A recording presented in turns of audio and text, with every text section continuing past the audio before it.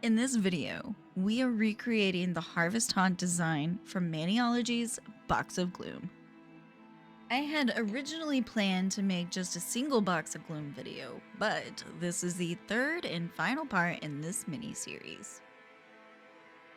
Let me know in the comments if you want me to stitch them all together and maybe sprinkle in some content that didn't make the individual videos. It definitely would not be ready by Halloween, I don't think, at least. Since it is spooky season, I thought I'd just read us some spooky stories while I'm painting. I found some great options on Reddit, so we'll see how many we get through while we're doing this. I'll also link these stories in the video description as well. I apologize in advance for the camera / lighting in this series. I'm still trying to figure out the best configuration for this new camera as I go. I'm winging it, okay? As you can see, I was struggling with this pumpkin image. When in doubt, swap it out.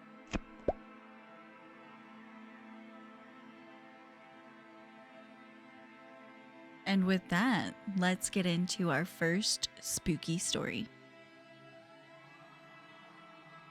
This story was posted 3 days ago to our ghost stories by the user Jen's Midnight Cafe, the 6 a.m. customer.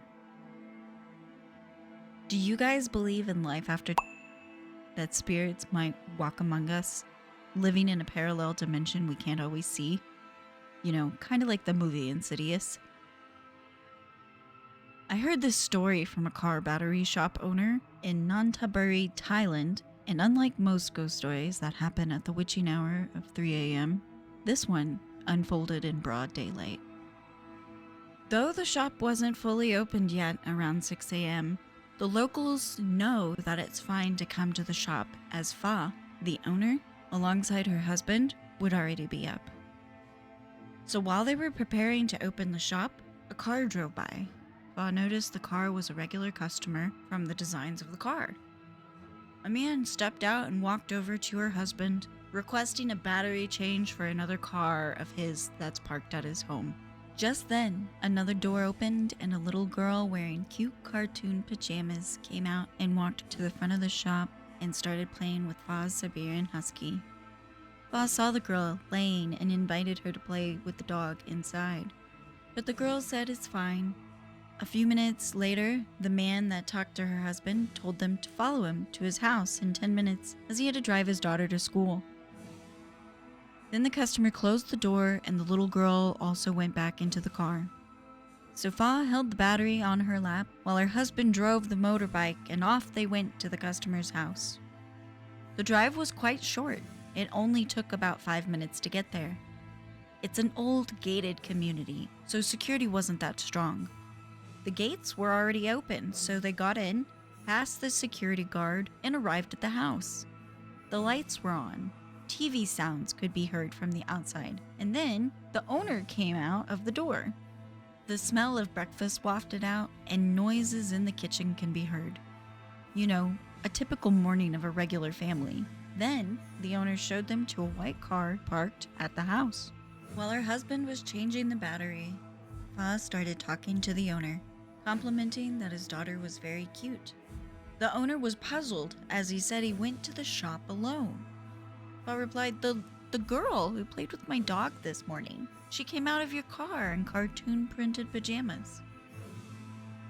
The owner asked Fa what the girl looked like, and she replied that the girl had fair skin and seemed about 10 years old. The owner said that's impossible.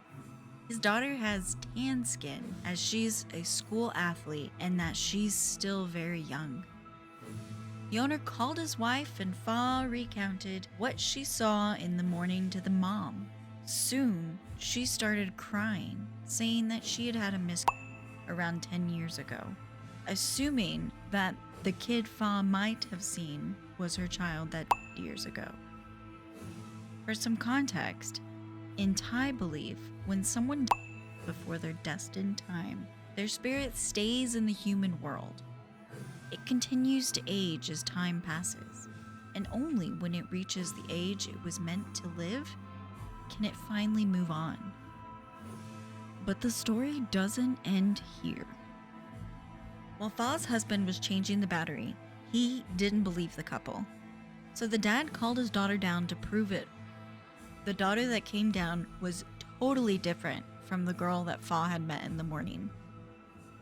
After changing, the owner told them to wait for him and went inside to grab the money.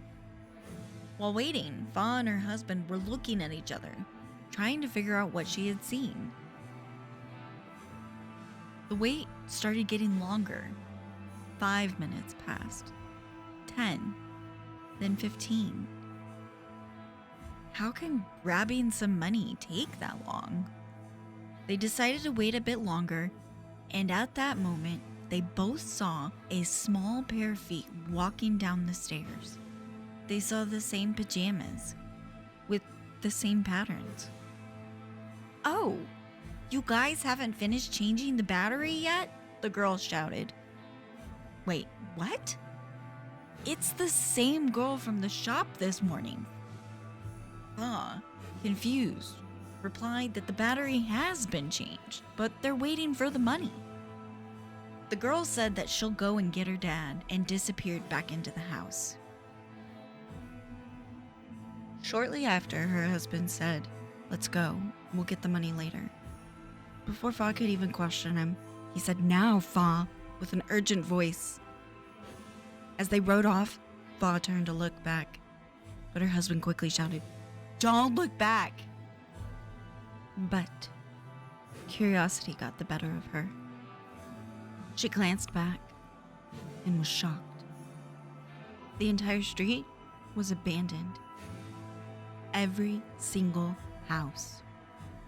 Overgrown vines crawled up the walls, and dead leaves blanketed the roads. Thick layers of dust covered everything. The vibrant neighborhood from an hour ago had disappeared. As soon as they got back to the shop, Fa called one of her close friends and found out that that particular street had been abandoned for quite some time now. So, was the customer earlier a human or something else? Human or not, her husband wasn't about to give the battery away. So later that day, they hopped back on their bike and went to get the battery. When they arrived at the entrance of the neighborhood, the gate was closed, and it had a huge sign that said, "Do not enter." Ignoring the sign, they drove in and went to the house. When they arrived, the house was completely different from before. The gate of the house was locked. The house itself looked empty, with no signs of life. Just wilted leaves and overgrown vines. Her husband climbed over the gate to go search for his battery. A while later, her husband called Fa. She stood on her toes and looked over the gate. She saw the battery on the ground, half buried in overgrown grass. The white car wasn't parked there anymore. The battery was in the box, but her husband was sure that he took it and installed it in the car. He quickly took the battery back, and they returned to the shop. After a bit of asking around here and there, they found out that there used to be a family living at that house, but the whole family had gotten into a car accident and while taking their daughter to school. Soon after that incident, neighbors would see the lights on in the house, the noise of people talking as if the family was still there. So the people in that vicinity all eventually put their homes up for sale. It seems to me that they might not even realize that they are just living life on as usual, doing mundane tasks like getting batteries changed. What did you think of that one? I really liked that one.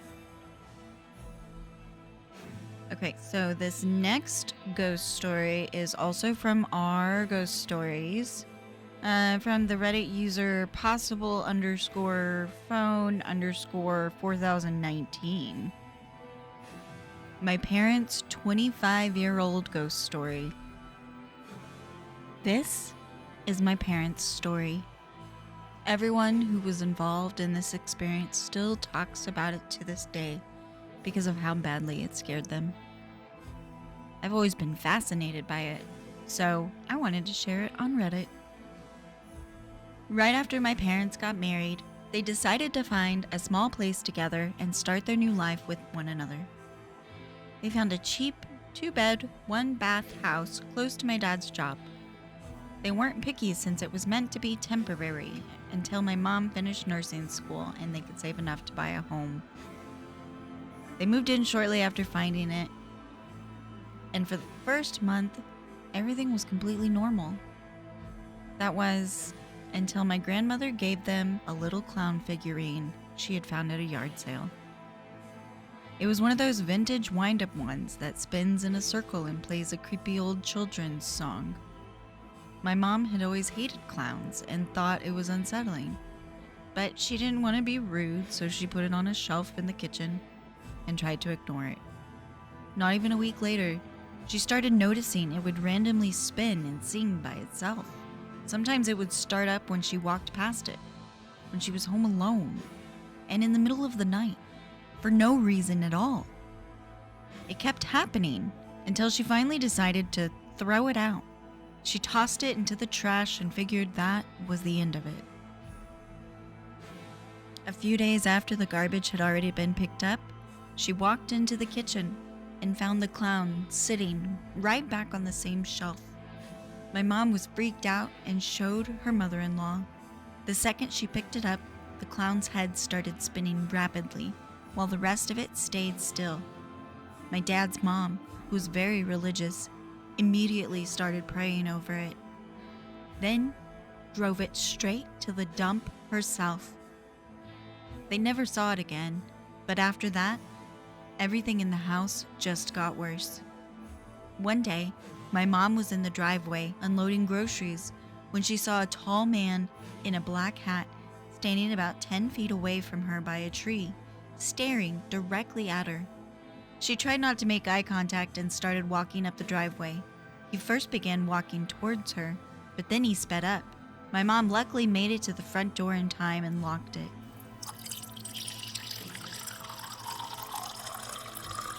She told my dad, but he brushed it off and said it was probably some random creep and they most likely wouldn't come back. A while later, her niece and nephew came to stay for a night while my dad was out fishing.